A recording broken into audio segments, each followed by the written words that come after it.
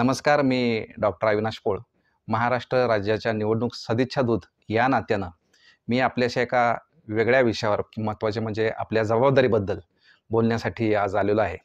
जबाबदारी मोठी आहे, पण जबाबदारी कठीण अजिबात नाही आहे. उलट हे आपलं कर्तव्य आहे. ही जबाबदारी निवडणुकीत आपला मताधिकार बजावण्याची आहे. बघा, आपल्या आसपास सगळीकडं निवडणुकीचं वातावरण झालेलं आहे. लोकसभेच्या सार्वत्रिक निवडणुकीच्या अनुषंगाने सातारा जिल्ह्यामध्ये 7 मे रोजी मतदान होत आहे.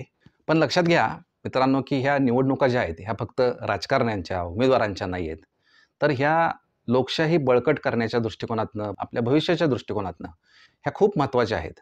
आणि त्यामुळं कुठलंही कारण न देता आपण सर्वांनी या दिवशी मतदानाला मोठ्या संख्येनं बाहेर पडायचं आहे. मतदानाचा दिवस येण्या अगोदरच आपलं मतदान केंद्र कुठं आहे, याची माहिती करून घ्या.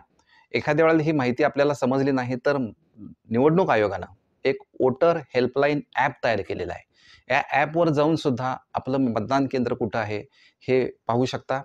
म्हणजे आपला गोंधळ उडणार नाही. लोकशाहीला बळकट करण्यासाठी 7 मे रोजी आपलं मतदान करून योगदान द्या. हा उत्सव निवडणुकीचा, अभिमान देशाचा. धन्यवाद.